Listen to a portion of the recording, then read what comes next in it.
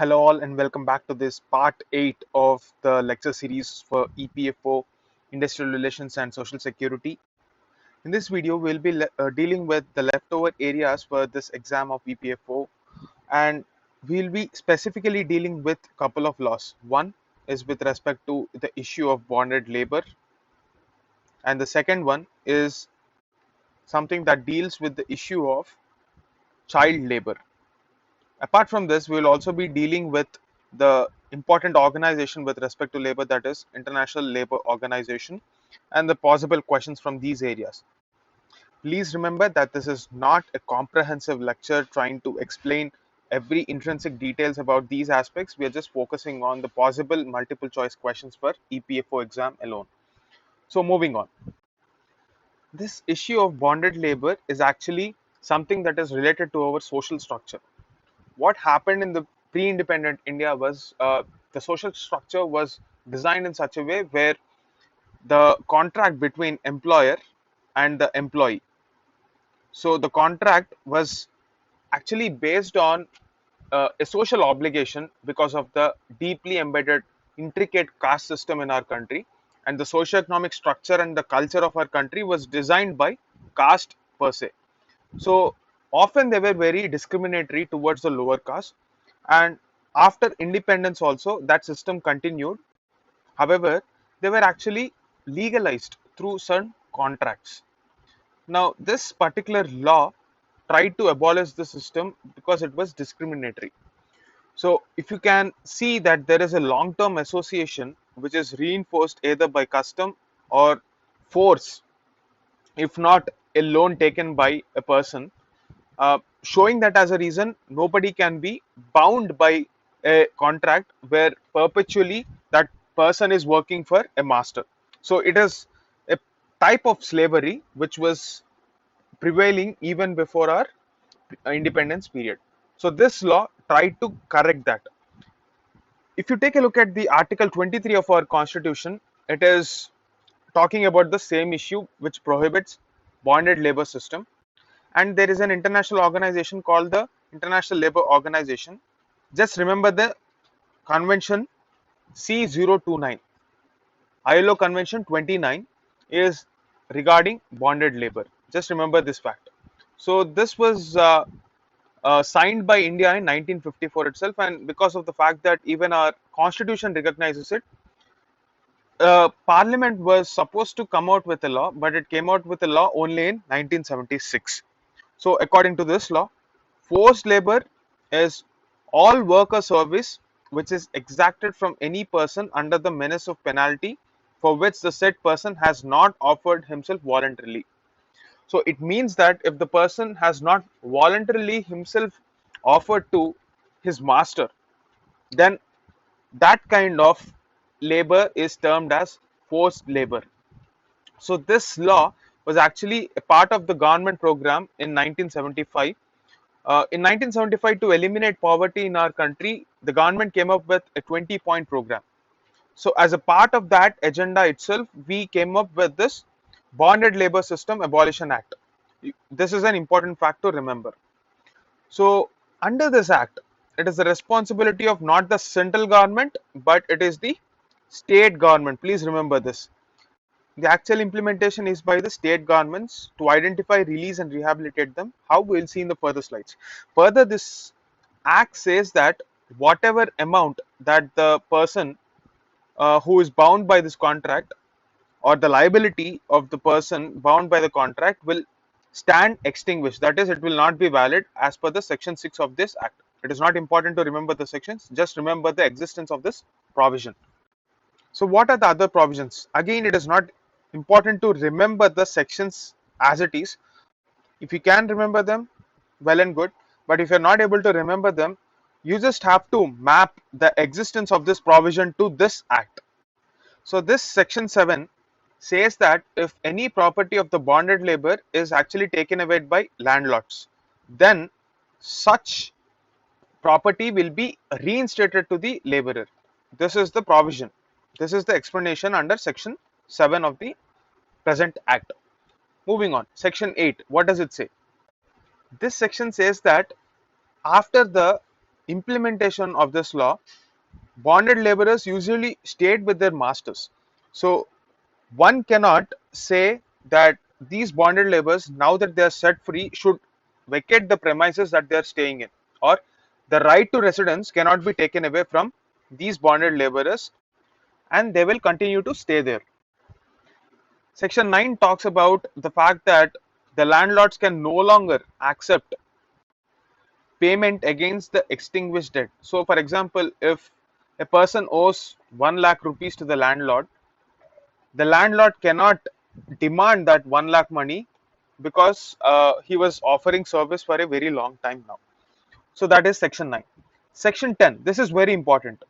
We are talking about state level implementation, right? So, how it actually happens is state delegates this power to the district magistrate, who is basically an IAS officer, who has further powers to delegate it to officers at the local level. So this is the three-tier system of implementation. Remember that there is no national level body which involves itself in implementation of this act. This is the point you have to remember. Three-tier does not mean national level involvement in this case. So what is the section 11 or 12? It says that district magistrate is actually responsible for reskilling of these workers who are rehabilitated. Section 13 and 14 talks about the creation of a vigilance committee by the state government, which consists of the district magistrate, 3 people from the SC or ST community, and 2 social workers of that particular district. So this is at the district level. If it is at the subdivisional level, the chairman of this vigilance committee will be a subdivisional magistrate. Just another fact that you have to remember. So remember that all the implementation and all the committees will be at the state level and further at district and sub-district level or subdivisional level. So this is the logic that you have to remember for this particular act. Entire implementation will happen at state level. Moving on, further provisions, the burden of proof. That is to say, if a landlord is accused of being a party to this crime of bonded labor, then it is the responsibility of the landlord to prove that he is not involved in this case. So that is the meaning of burden of proof. This can be a question. On whom can we expect the burden of proof? On the person who is accusing or on the person who is actually being accused? It is actually the person who is accused, in this case creditor. What is the punishment? 3 years or 3,000 rupees. Or in certain cases, the contract will be extended from time to time even after the person pays back the money. Even for such cases, it is punishable. The next provision is about the bonded property restoration. What is the timeline? 30 days. After this act is implemented, the bonded labor will get back his property in a span of 30 days. So if someone incites an offense, that person also will be punished equally as per the law or section 20 of this act. In this case, for this particular act, you have to remember that they are cognizable offenses. That is to say, a police officer can actually start an investigation, make an arrest without a warrant or without a permission of court. So they are cognizable offenses. However, they are bailable. They are not non-bailable. That is to say, a person can apply for a bail. This is not just for individuals but even companies. This can also be a question.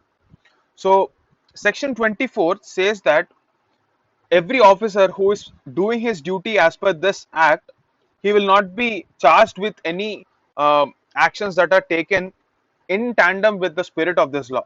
So protection of action taken in good faith is the section 24 of this. Section 25.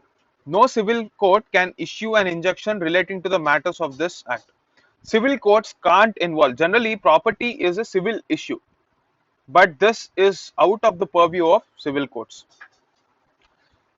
Again, at the central level, what is the role of the central government is any rules or laws which are affecting this aspect of bonded labor across the country, central government will be taking the decision, not the state government.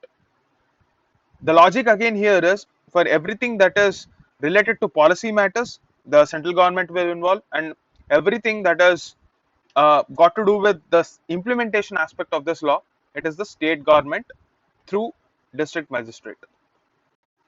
Also for this exam, certain schemes can be very important. We are talking about a central sector scheme. That is to say, 100% of the payment made will be directly by the central government, not the state government.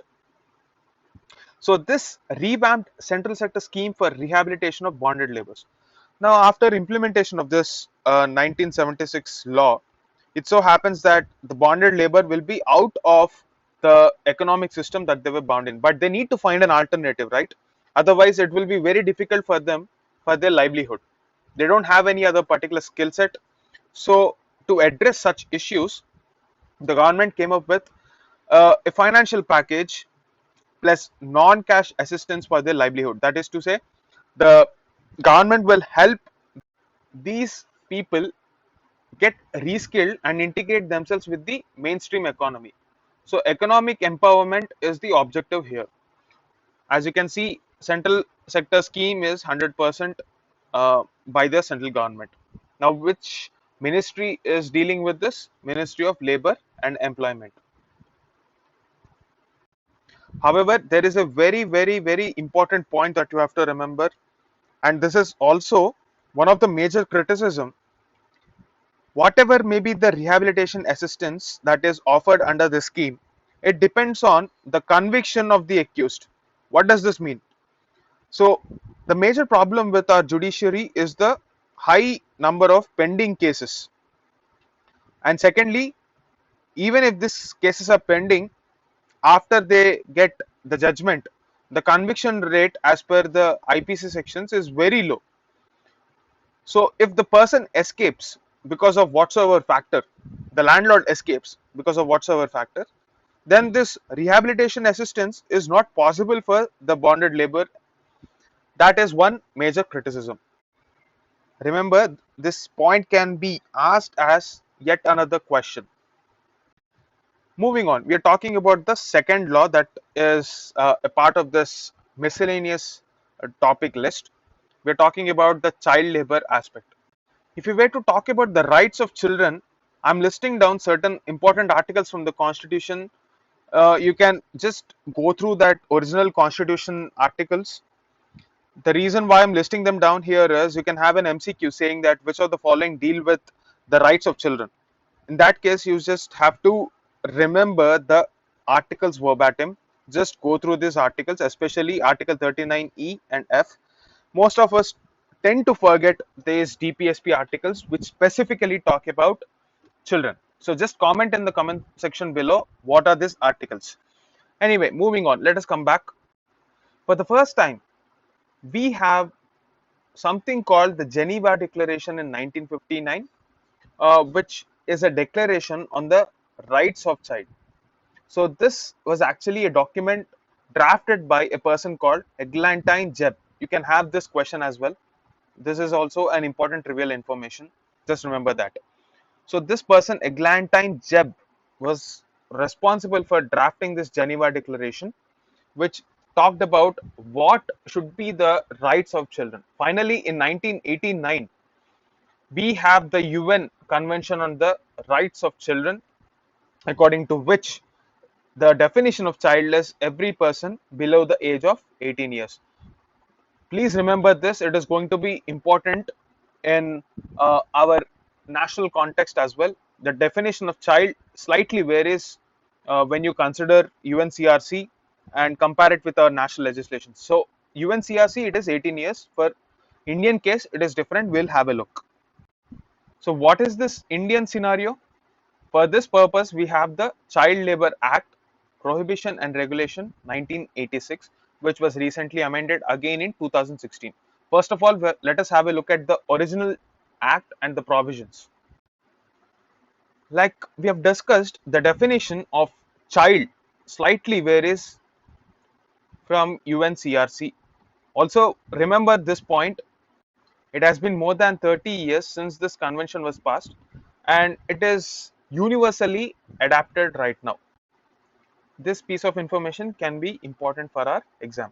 Anyway, The definition of child: 14 years is the age limit for the definition of child in our country as per this 1986 law.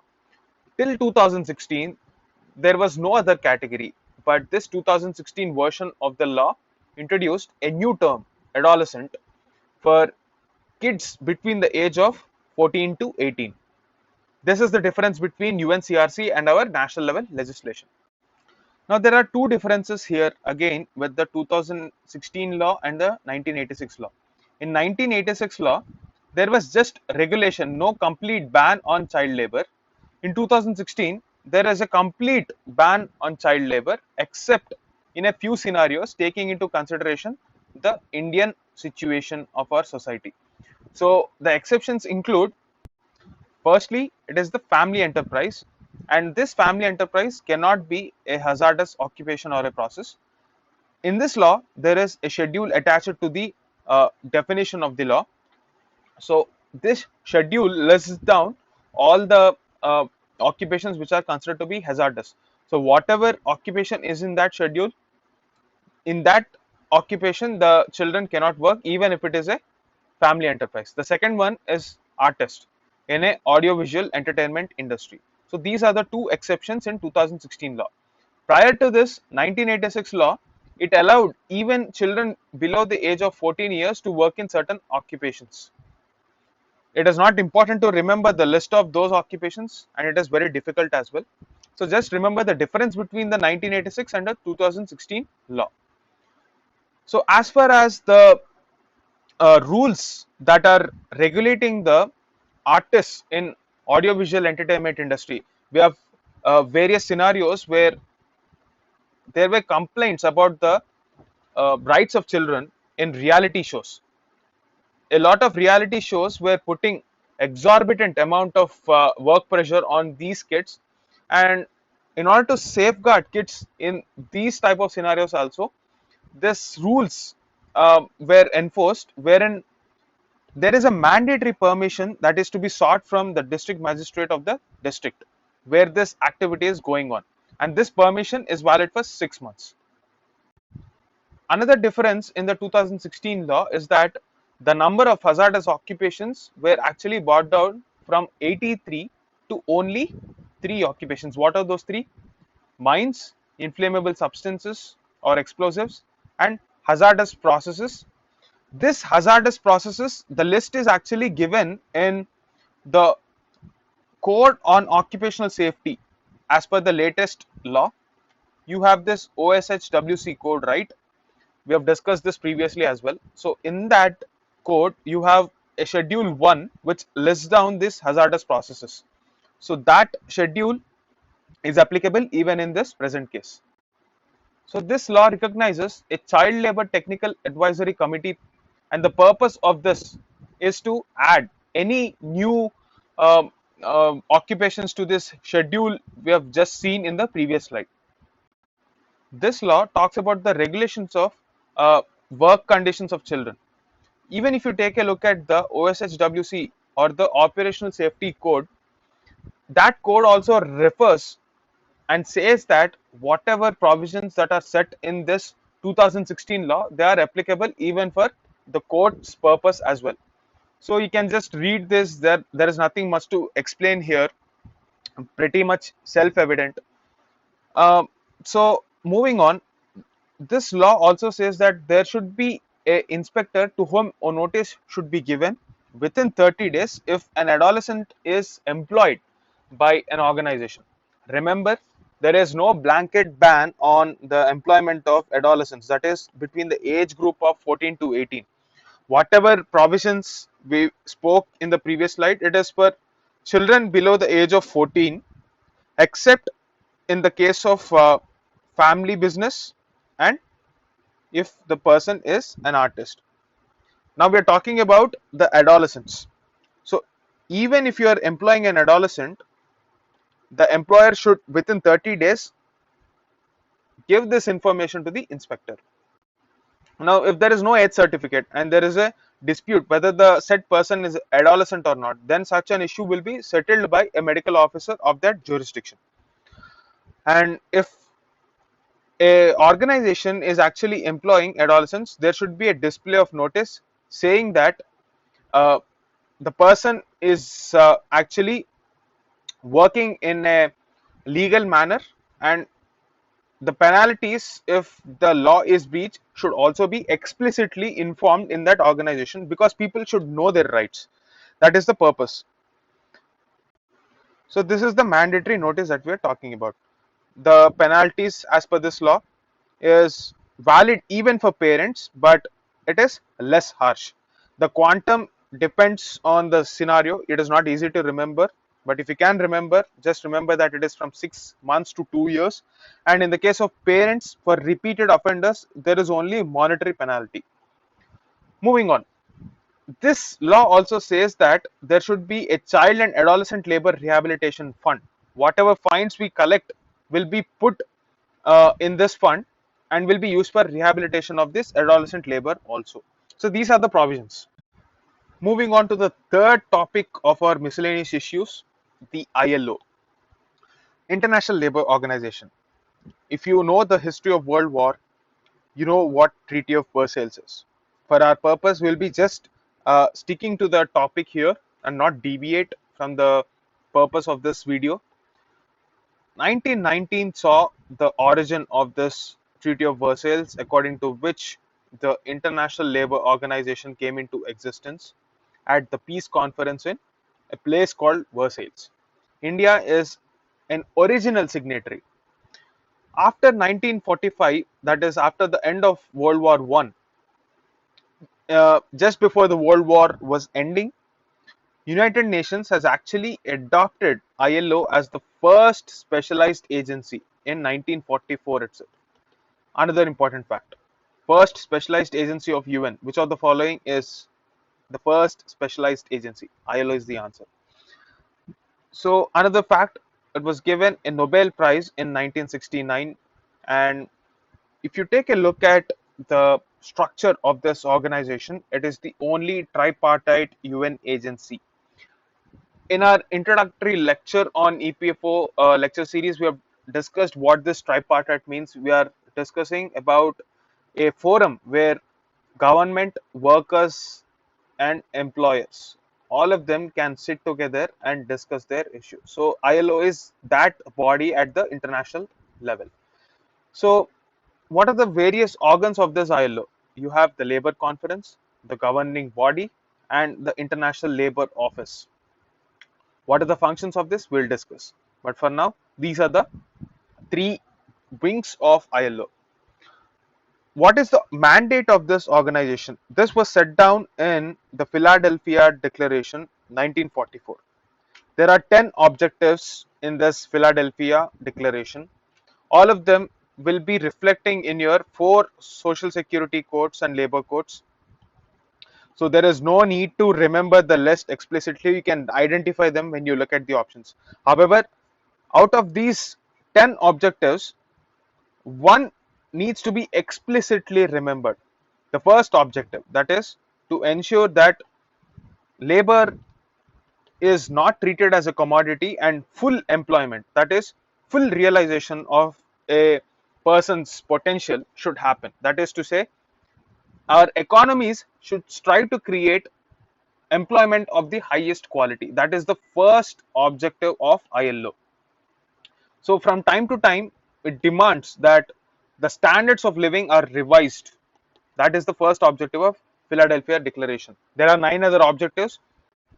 Don't worry about them. You can just recognize them. If you are so worried, you can just search in Wikipedia and go through the rest of the 9 objectives, and you will know why it is not really important to remember them verbatim. Coming back, so we discussed that there are 3 wings of this ILO. First one is International Labour Conference. So this is like an annual body which meets to discuss the agenda or any issue that is of concern for labor across the world. Basically, it sets the agenda for rights. Governing body, it is the executive body. That is why it meets 3 times to check that the progress is on path. The next body that we have to discuss is the International Labour Office. It is like the permanent secretariat of the ILO. That is to say, the people who run this organization sit at this International Labour Office, and they ensure that the day-to-day administrative work happens very smoothly. Apart from this, you also have an attached organization called the Bureau for Workers' Activities. So this is like a checks and balances. It consists of people from trade unions across the world. So this Bureau for Workers' Activities monitors the implementation of various ILO conventions. What are these ILO conventions? Let us have a look. For time being, remember that it is the Bureau of Workers' Activities that monitors the implementation. Moving on, registration of complaints. What happens if the countries do not adhere to ILO conventions? So other countries can raise complaints against those countries which are not following this even after legally ratifying them. However, you have to remember that no sanctions can be imposed by ILO for not following these laws. This is the biggest criticism against ILO. Now, you know about the situation of labor rights in China. Now, try to comment in the comment section. Is China an ILO member? So, these are the core conventions that we were discussing. There are 8 conventions of ILO, and within these 8 conventions, India did not ratify 2 conventions. Now, why is this 2016 law so significant? It is significant in the context of this convention number 182. So, this forced labor convention also includes child, and children were explicitly protected under this worst forms of child labor convention number 182. Till recently, child labor was not witnessing a complete blanket ban, and it was only partially regulated as per the 1986 law. After 2016, we have ratified this and given a certain legal effect to this convention through this amendment that we brought out in 2016. That is why it is important. So there are certain other conventions, you can just note them. What is important to remember is the couple of conventions which India did not ratify, keeping in mind the restrictions on our government officials.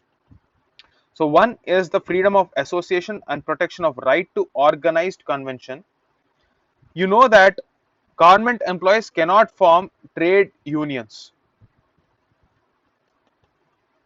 The right to organize and collective bargaining convention. This is not applicable for IAS officers and bureaucrats. So there is also a restriction on Article 19, that is the freedom of expression. There is no right for our bureaucrats to criticize the government. So keeping in mind the pre-existing constitutional provisions to ensure that there is a balance, India did not ratify these couple of conventions because you cannot say that we'll ratify this and not give rights to our officers. That is not possible. That is the reason we did not ratify these couple of conventions, 87 and 98. Just remember the numbers. So this brings us to the conclusion of this EPFO lecture series. I hope you found it useful. You can download the PDF of this lecture series on this Telegram channel. You can just search for Hindu highlights and you will find this PDF in the document section. I hope you found this useful. That's it for now. Thank you.